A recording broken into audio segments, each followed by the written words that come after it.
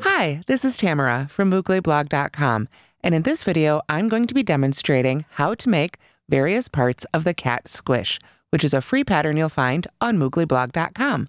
Please go to the link in the description above or below the video, depending on where you're watching, to get that link. You will need the written pattern to follow along with this entire amigurumi pattern.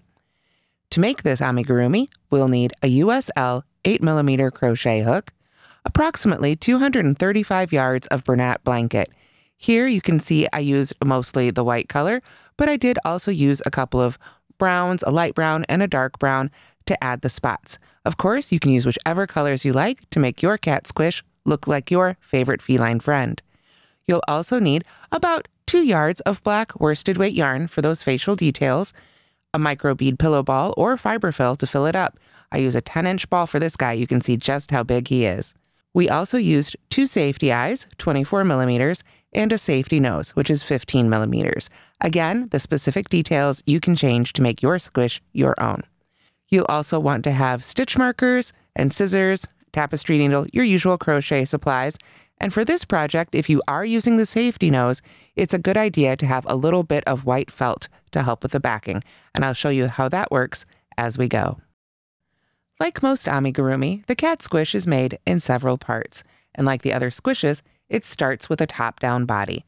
We have a spiral in the middle, and we work out from there, very simply with half double crochet stitches. Then, for this one, we have a belly worked separately. You can see right there, if you look closely, is the seam, and on that belly, we have 4 cute little feet. I chose to make one of them white, and then the other 3 in the darker brown to match the look of this cat. But again, this is a great opportunity for you to customize for your cat. I also added simple little stitches here to represent the toe beans. In addition to the body and feet, of course, we have the ears. Again, I went with colors to match the spots, but you can go with whatever look you like. And finally, we have a cute little tail back here. I kept mine relatively short, but there's plenty of yarn left over if you start with a fresh skein of the white to make this as long as you'd like. Or again, whatever color it is you are using right there. Finally, there's those safety eyes and nose, and we use just that little bit of black yarn to add those details for the face. You can embroider all these details on if you prefer, especially if you're giving this to a child under the age of 3. And of course, while you can't see it in the finished stuffy, we've got lots of stuffing in here. I use that 10-inch microbead pillow ball to make my guy nice and big and firm here, but you can use fiberfill if you prefer, or stuff it with whatever you like. Let's go ahead and start looking closer at the stitches for our cat squish. I mentioned that I used 2 colors of brown for my cat squish, and I pulled both of these from 1 skein of Bernat Blanket Ogo. This is the same weight and size as regular Bernat Blanket, so you can mix and match to your heart's content. Obviously, if you have leftover balls of yarn from full skeins, you can use those as well. For this project, I just used, you can see here, a little over half maybe of that dark brown and a little less than half of the light brown. But again, you can pull from whatever colors you have in your stash. Now, this pattern starts with the white color called whipped cream, so I've put a little bit of paper here behind it to make it a little bit easier to see for this section. Here we have the spiral that starts out at the top of the cat squish, and I do have a separate tutorial for working on this spiral. But in this pattern, I wanted to take a moment to show round 4 here, which is where we start introducing those spots of color, because this is worked a little bit differently. So you'll notice here, I have my stitch marker always in the first stitch of my round. This is super important whenever you're working in a spiral. This is the type of stitch marker that I prefer to use. It opens like a safety pin, and this is the kind I recommend because we're going to be moving this quite a bit. You're going to basically move it up to the first stitch of every round as you go. So when you're ready to begin round 4, you'll want to get your next color ready to go, whatever that color may be if you're following the same spots pattern. If you want to go with a solid color, just skip the color changes altogether and follow the stitch counts instead without the color changes. So let's get our hook back here on our loop and begin round 4 together. Round 4 begins with 2 half double crochets in the next stitch, followed by a half double crochet in the next 2 stitches. That's the repeat we do 6 times before we change colors. So let's go ahead and do that together. We're going to go right into that first stitch for our first half double crochet of round 4. And since it's the first one, we want to be absolutely sure to move that stitch marker on up. It's just far too easy to lose track of where you're at in a spiral if you don't use the stitch marker. So we put a second half double crochet in there, and then we half double crochet in the next 2 stitches. So there's 1 in that stitch and 1 in the next stitch. That's our first repeat, so we need to do that series of 4 stitches 5 more times. 2 half double crochets in the next stitch, 1, 2, and then half double crochet in each of the next 2 stitches. That's 2 repeats. So I'm going to keep doing that repeat until I've done it 6 times.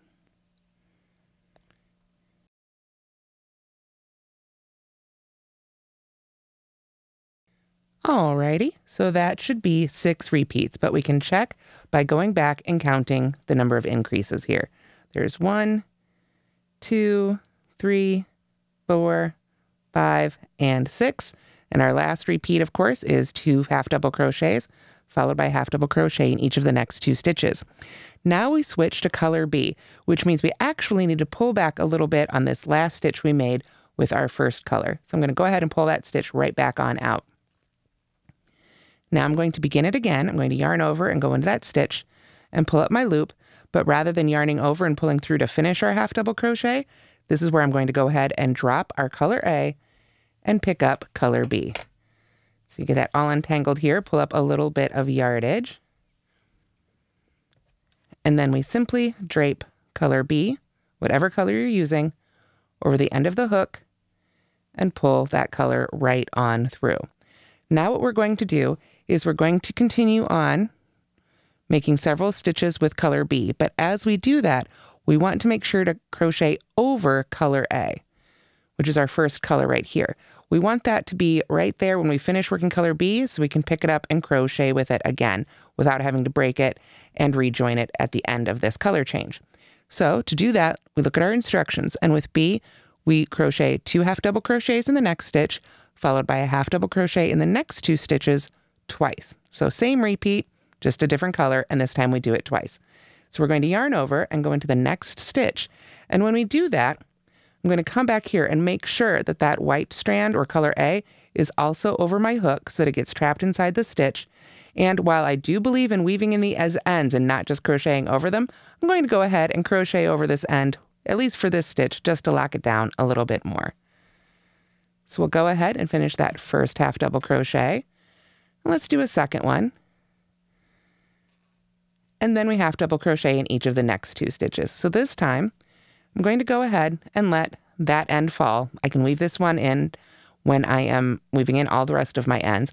But again, I want to make sure that that white strand stays on top of my hook so that I crochet over it with each stitch. And I kind of use these fingers in the back of my project to feel and make sure that I'm holding that strand there in each of those stitches as I go. You can see it's right there. I'm just using my fingers to kind of hold it at the top as I go. It's still behind our work. It's not right on top of those stitches. It's a little bit behind, but it locks it in right where we need it. So we've done our first repeat, 2 half double crochets, half double crochet in the next 2 stitches, and we do that again. 2 half double crochets, 1, 2, got that other strand right there, followed by 2 more, 1 and 2. Now I know though, if I look at my pattern, this stitch, this second half double crochet all on its own here, this one is going to be the last one I make in color B. So I'm not going to finish this one either. I'm going to stop before that last yarn over and pull through. And now I'm going to drop color B. And because I've been crocheting over it, color A has traveled with us. And now it's ready for me to pick it right back up, yarn over, and finish my stitch with color A. Now I can go ahead and finish the rest of my round with color A. We simply 2 half double crochets in the next stitch, half double crochet in the next 2 stitches twice. So there's the first 2 half double crochets, and then half double crochet in the next 2 stitches. Now you'll notice I'm not talking about carrying that color B with me, and I'm not. Again, I can work a couple stitches over this to sort of lock this end down if I want to, but I'm not going to carry it all the way around because I would be carrying it such a long distance that it would take more yarn than cutting it and weaving in those ends. For me, that's kind of where I help use that, kind of make that judgment. So instead, I'm going to go ahead and cut color B. I still want to leave a good 4 to 6 inches or so I can weave in that end at the end, but for now, I just let that hang out there and finish round 4 with our first color here. So for our last repeat, we just have that same repeat again here, 2 half double crochets in the next stitch, followed by half double crochet in each of the next 2 stitches. And you can see that brings us right up to our marked stitch there, which means we know we've made all the right stitches, we haven't missed our counts or anything, and we've begun the spot at the top of our cat. So as we continue following the instructions all the way around, it's going to be just an expansion of those repeats for a while as we get bigger and bigger. And then eventually we'll work even, and then eventually start decreasing just a little bit. But when we add those other colors, we're going to go ahead and break the other color and make sure to always crochet over that color A when we're making the body. It can be a little different when we're making the belly, simply because, again, we're choosing which color to break based on what's going to save us the most yarn and leave us with the fewest ends to weave in. But this is how I make the color change for this one. So as you come back around for round 5, get the hook out of there. As we come back around for round 5, eventually we're going to pick up color B a little bit before we did this time, but it's the same thing.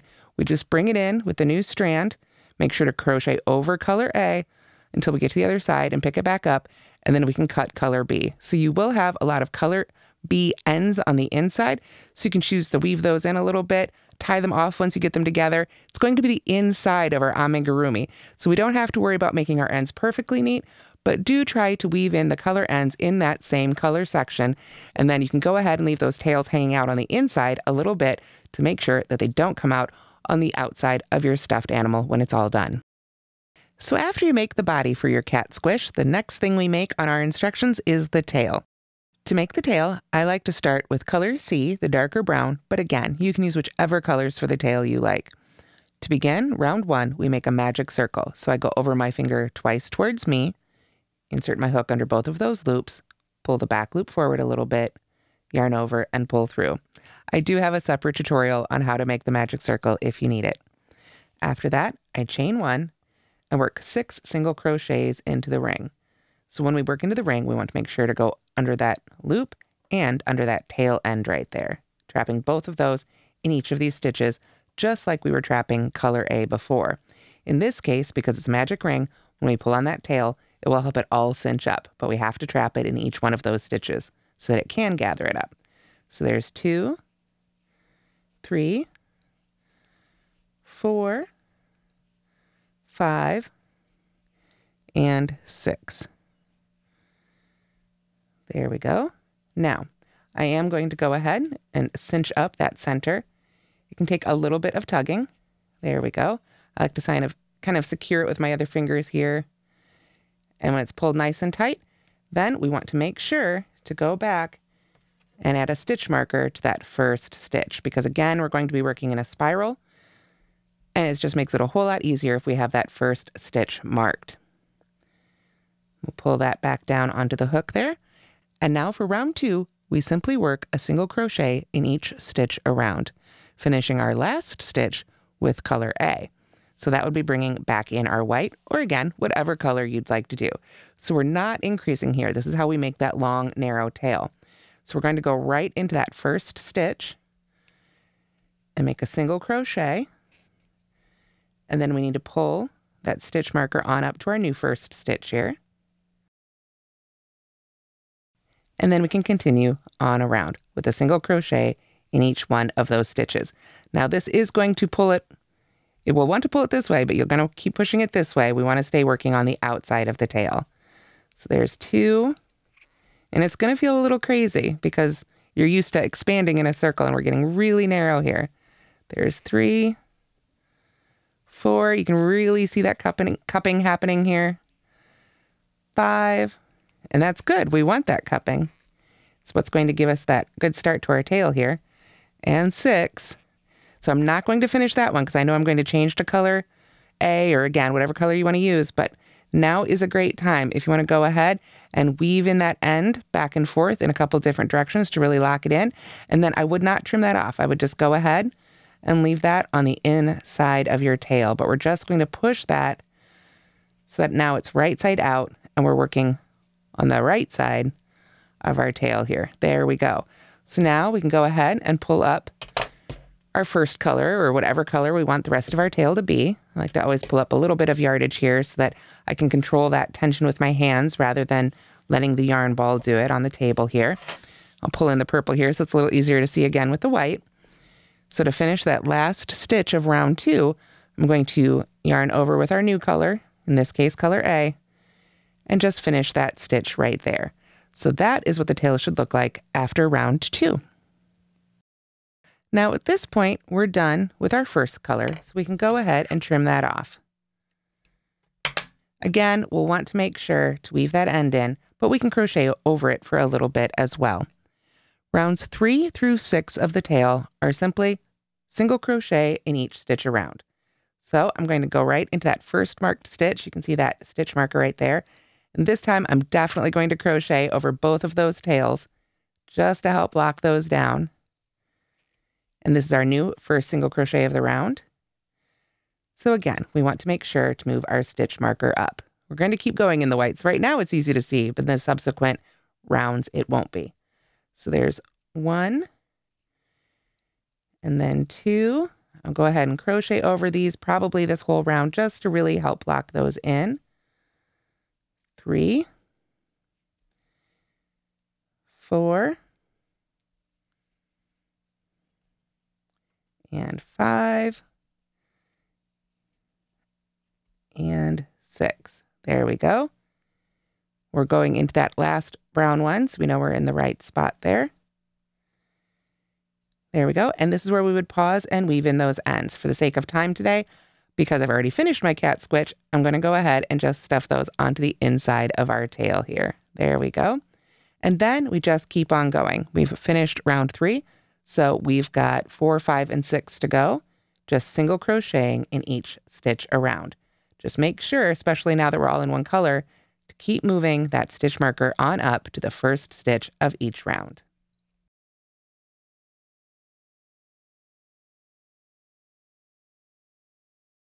Now you can see I've worked the tail through round 6. We've got the first 2 rounds of brown and 3, 4, 5, and 6 there in the white. This is the ball that I had left over after making the cat squish, so you can see there's plenty more yarn if you wish to make an even longer tail and add more rounds evenly like this. However, I then added 3 more rounds where I added just a little bit of a bend in the tail to give it a little bit more interest. So rounds 7 through 9 are all the same here, and they start by loosely slip stitching in the next 2 stitches. This shorter stitch will give us that little bit of a bend in our tail. But because we're going to be working back into those slip stitches, that's why it's so important to do them loosely. Normally, we might make our slip stitches really tight, and then getting the hook back in there is just no fun. So to loosely slip stitch, what we want to do is go ahead and go into that first stitch there, and yarn over and pull up our loop. And before we pull it through the active loop, we're going to give our yarn over a little bit of a wiggle on our hook. Just let it settle in there, make sure it's pulled up nice and high before we go ahead and pull that loop on through our active loop. This will make sure that this slip stitch is loose enough for us to get back into with our hook. Now it was the first stitch of the round, so we're still going to put our stitch marker in there. There we go. And then we want to loosely slip stitch in the next stitch as well. So we go right in there, and same thing. We want to just give that a little light tug, make sure that loop is nice and high before we pull it on through our active loop. Then we just single crochet in the next 4 stitches. So there's 1, 2, 3, and 4, which brings us right back to our marked stitch. Pull up a little bit more yarn here from my skein. There we go.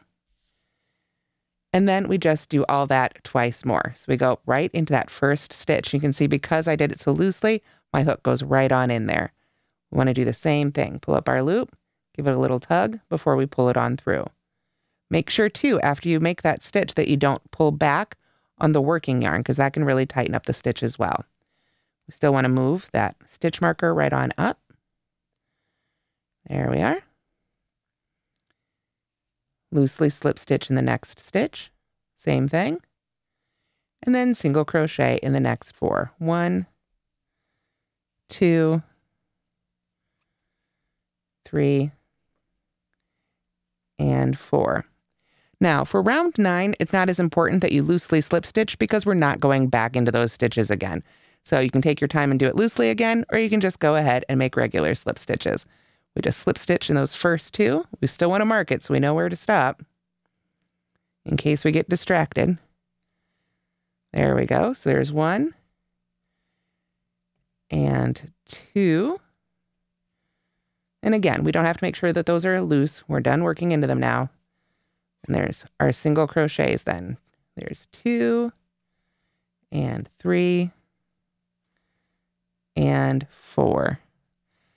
And with that, we're ready to break our yarn. Again, if you wanted to make a different shape tail, add more rows, more length, add a couple more bends to it with some other cleverly placed slip stitches, you absolutely can do that. However, what we want to do before we finish up on our tail completely is make sure that we're leaving a nice long tail for sewing. Now, we're only going to be sewing around this opening of the tail here, so it doesn't have to be a super long tail. 12 inches or 18 inches will probably be more than enough. So after we cut our yarn to finish it up and get it ready to add to our body, we're going to go ahead and just pull up on that end. And then we need to get our tapestry needle. We'll want to make sure to have a large tapestry needle since we're using a bulky yarn, or rather super bulky. So we're going to go ahead and put the end of our yarn right on our needle, and then we want to do a seamless join right to that first slip stitch. Now we can go ahead and take our stitch marker out for the tail. We're done with it for now, but we're just going to insert our needle into that first stitch there, right under those top 2 loops as if it was a hook, and then pull down and do a nice seamless join. This is just going to create a really nice smooth edge along the end of our tail here. So when we sew it onto the body, we can just whip stitch through each of these stitches and those body stitches and attach it in whichever direction you like. Next, we make the ears, and of course we'll need 2, unless that's the way you need to customize your cat. I used B and C, but you can use whichever colors you like. To make the ears, we start with a magic circle. Again, over my first finger towards me twice. We get on in there, get our magic ring started. There we go. Pull through, and then we begin round 1 with a chain 1 and a single crochet into the ring, followed by 5 half double crochets. Very similar to how we start the body, but with fewer stitches because we want to get that ear shape, not that big open wide body shape. So there's 2, 3, 4, and 5. I want to make sure that I go into that ring and capture that tail in each of these stitches. So let's see, we should have a total of 6 stitches made. I want to make sure to put my stitch marker in that first one. There we go. So there's 1, 2, 3, 4, 5, and 6. So we've got the right number of stitches. So we want to go ahead and tighten up that magic circle again, right there in the center. If you ever get one of these that just doesn't want to tighten up, you're afraid the yarn's going to break, maybe something went wrong, you can always just go back with that tail and your tapestry needle, and on the wrong side, really cinch it up using your stitches as well. We've got this one all tightened up, so now we're ready to reinsert our hook here and continue on with round 2 of our ears. To make round 2, again, we're working in a spiral, so we're not joining or anything. We're going to start with a half double crochet right in that very first stitch.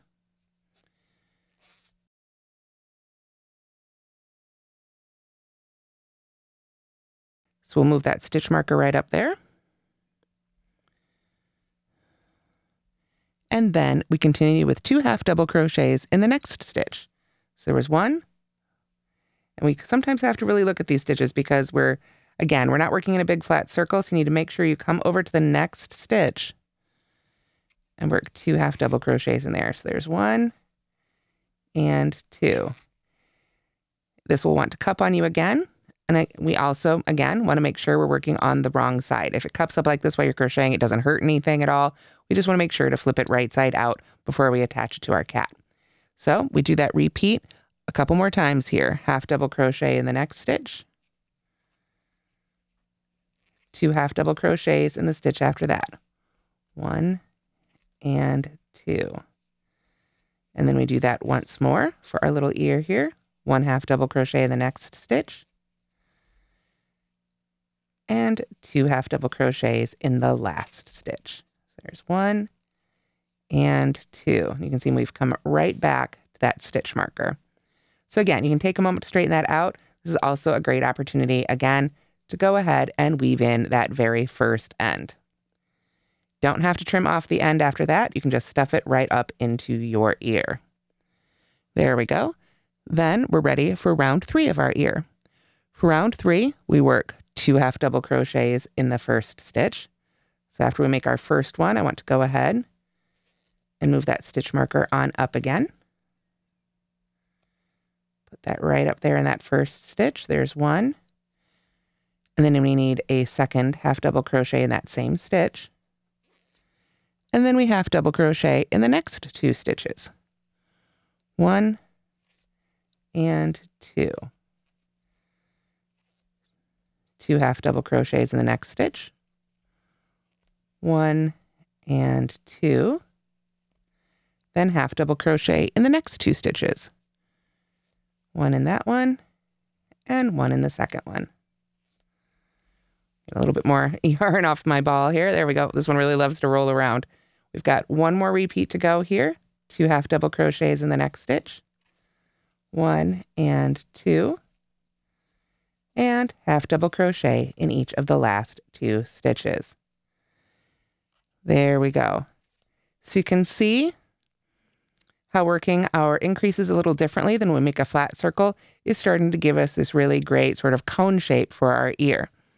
In round 4, we're going to start with a half double crochet in the first stitch. Again, we want to move that first stitch marker right on up. There we go.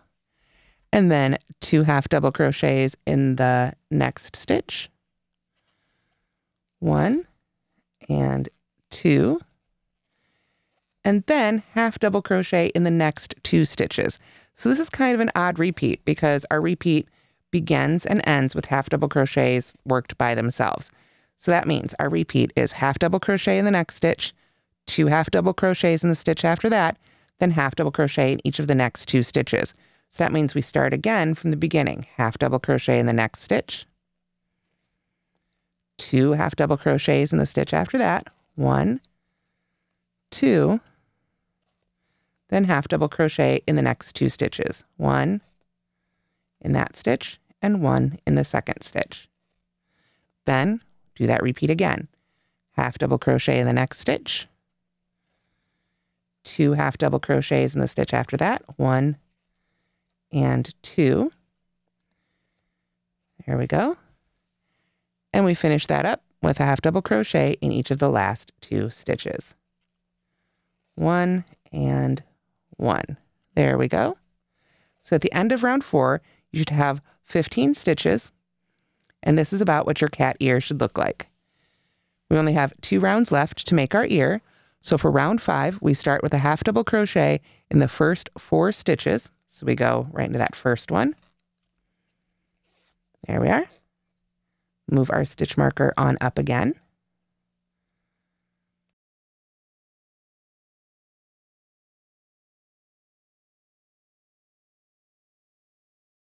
So now we've got our first stitch marked. We want to half double crochet in the next 3 stitches. 1, 2, and 3. So we've begun our repeat with half double crochet in the first 4 stitches. Then we finish our repeat with 2 half double crochets in the stitch after that. 1 and 2. Then we do that again. Half double crochet in the next 4. 1, 2, 3, and 4. And then 2 half double crochets in the stitch after that. 1 and 2. And then finally, we need to do that one more time. Half double crochet in each of the next 4 stitches. 2, 3, and 4. And half double crochet in each of the, 2 half double crochets in the very last stitch. There we go. So that was our repeat for round 5. We've got just one more to go to make round 6. But round 6 isn't even a full round. It's just a little bit to finish off our ear. So really, it's single crochet in that first stitch, which you can go ahead and mark if you'd like, but you don't have to. And then we are going to slip stitch in the next stitch. And then finally, we break our yarn, leaving a long tail for sewing again. For this one, we're going to want to go all the way around that ear, so we want to make sure to leave it a little bit longer, maybe about 2 feet or so. I always like to have a little bit extra. I think it's better than having too little. We want to do the same thing we did with the tail though. Go ahead and pull up on that end. And then we can use our tapestry needle to seamless join to that next stitch. And then when we go to add our ears to our cat, we simply fold them flat like this and sew them with a little bit of curve right to the top of the body. Next, we need to make 4 feet. Again, you can use whichever colors you'd like. I made 3 in the dark brown and 1 in the white. Then I used the light brown to add the toe beans. But this would be a great opportunity to pull in a little bit of leftover pink yarn if you have it as well. So we're going to start round 1 with a magic circle again. And then, like the other pieces, or most of the pieces in this pattern, we're working in a spiral here. So we start with a chain 1, and then single crochet into that ring, followed by 6 half double crochets. There we go. So there's that single crochet, and 1, 2, 3, 4, 5, and 6 half double crochets for a total of 7 stitches. Again, I want to make sure that I grab a stitch marker and put it in the top of that first stitch. And then I can use my tail end here to pull the magic circle closed. I'll just give that a nice firm tug there for our foot. There we go. And again, we can weave in that end, but just leave the excess to stuff the inside of your foot. So we'll get our loop back on our hook here. There we go. And there is round 1 for the foot. Round 2 is pretty simple. It's 2 half double crochets in each stitch around. So just be sure to move up your stitch marker again to that first stitch of the round, but put 2 half double crochets in each stitch of round 1. You can see here after round 2 of the foot that it's cupping up again. And once again, we can just push that right this way, weave in that end, tuck that end in, and we're right back on the correct side for our foot. Round 3, we're going to start adding a little bit of shaping. So we start with a half double crochet in that first stitch. Oops, there we go. Pull that on through and get that stitch marker moved right on up here.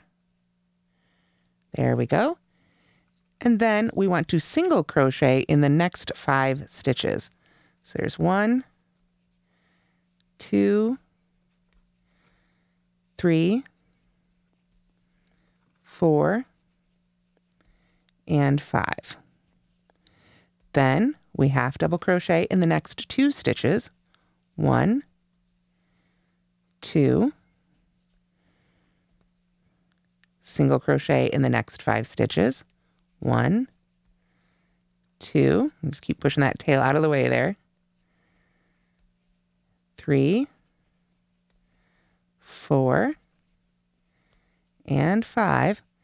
And then we finish up with a half double crochet in that very last stitch. And we've come back to the stitch marker so we know we're in the right place. Now in the instructions, we're to pull up and secure this active loop with another stitch marker.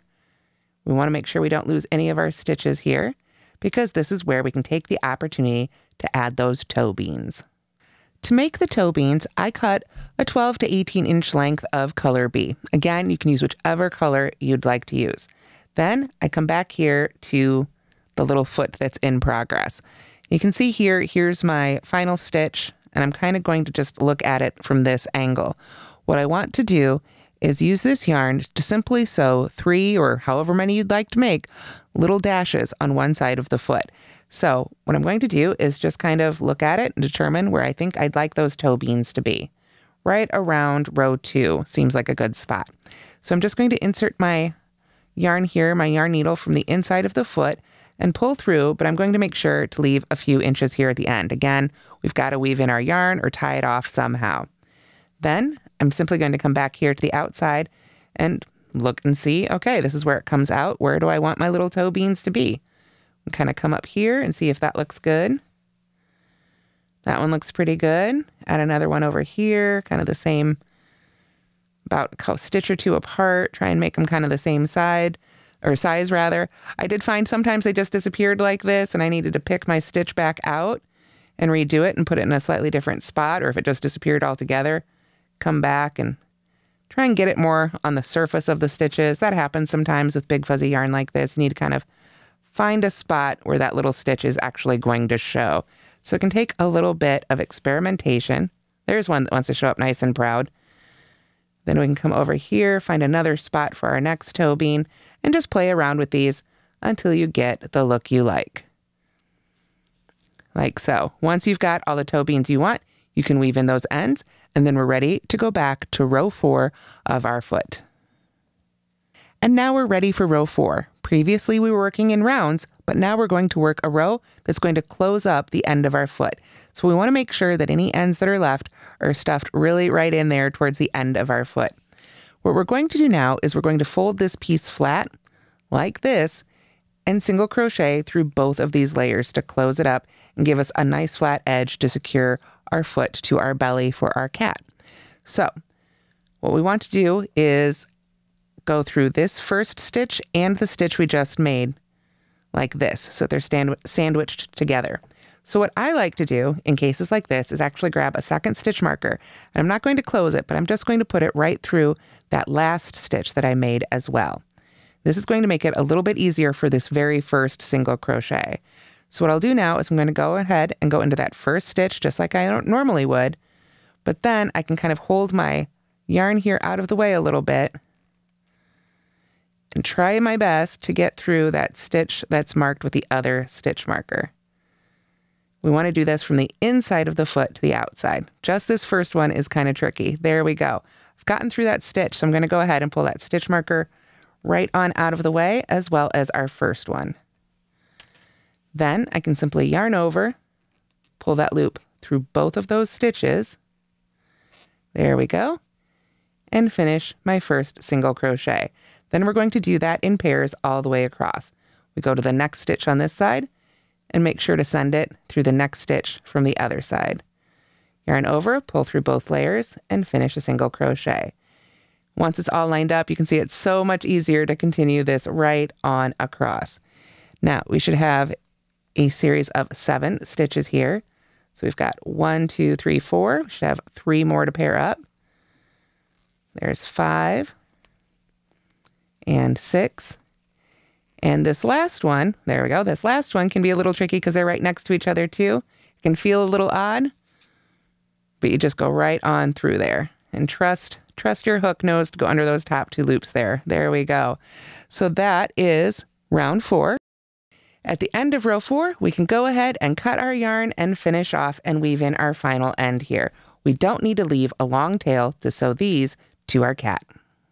The belly of our cat squish is worked much like the top portion, but with far fewer rows. We just have to close up the bottom of the body. So here on the instructions, you can see the belly ready for the feet to be attached. You use stitch markers on the specific stitches outlined in the written pattern to attach those feet. Here we've got our sample of our top, but you can see we want to make sure that when we attach our feet to those stitch markers, it's like this, so that the belly that faces out and the toe beans face down. So we can attach those with stitch markers. Then, as we continue working our belly, whenever we get to those feet, in round 6, we'll crochet through both of those layers, the foot layer and the belly layer. That attaches them, and then the feet will be all attached to the belly when you're ready to sew it onto the body. After you've made all the pieces of your cat squish, then it's time for the assembly. I like to start by adding the safety eyes. I add them around rounds 13 and 14. And I actually ended the body here in the front. So the single crochet that finishes up the body would be down here. And I helped use that to line those up as well. But of course, if your cat has different features, different spots in different places, you can definitely adjust to make this fit your cat. So we add the safety eyes, and then after that, I added the safety nose. Again, you could embroider any of these features if you prefer, but the safety nose I have a special tip for because it is a little bit of a smaller safety piece, and this is a really big chunky yarn.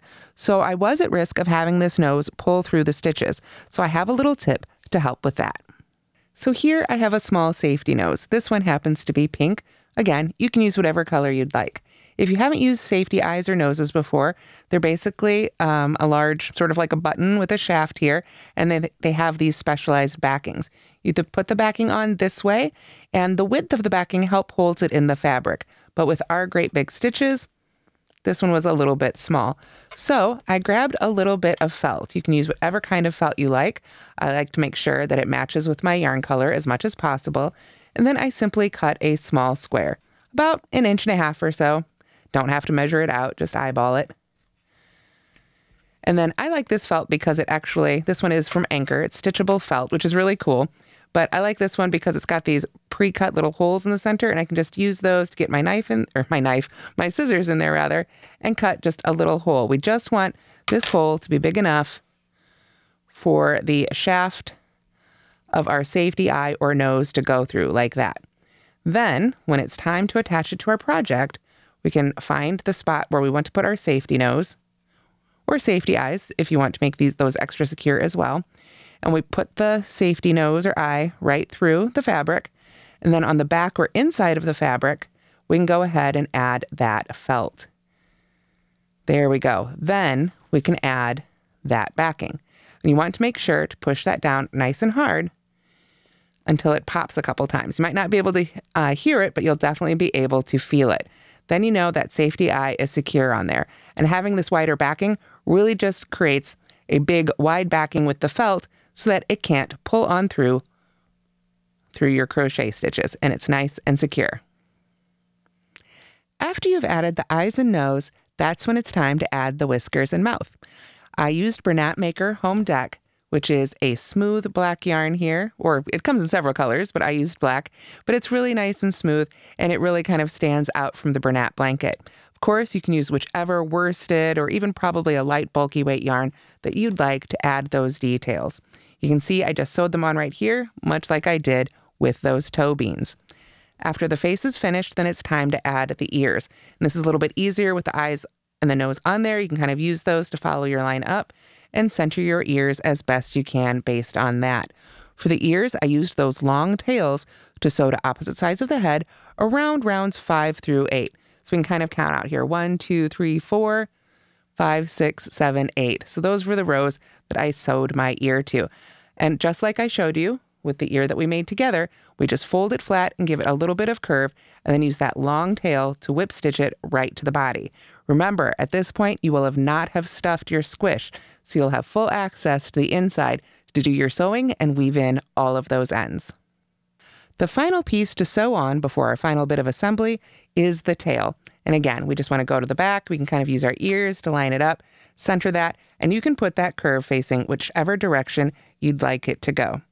Once the tail is sewn on, I like to sew it on around round 17, then it's time for the final assembly. You will have sewn on all of your pieces, woven in or secured all of your ends, and finally, we put the pillow ball or stuffing on the inside of the body, and then use the long tails of the belly to sew it onto the body. When we make our belly, we're going to leave 2 long tails, one in the brown and one in the white. The written instructions really spell out how to do that. And then you can use the brown tail to sew the brown side and the white tail to sew the white side. So you get just a really clean seam right there. You can see it's just a row past where we added the feet. And then weave in those final ends and you'll have finished your own cat squish. And that's how to crochet the cat squish. Once again, this is a free pattern you'll find on mooglyblog.com. Thanks so much for watching, and don't forget to like and subscribe.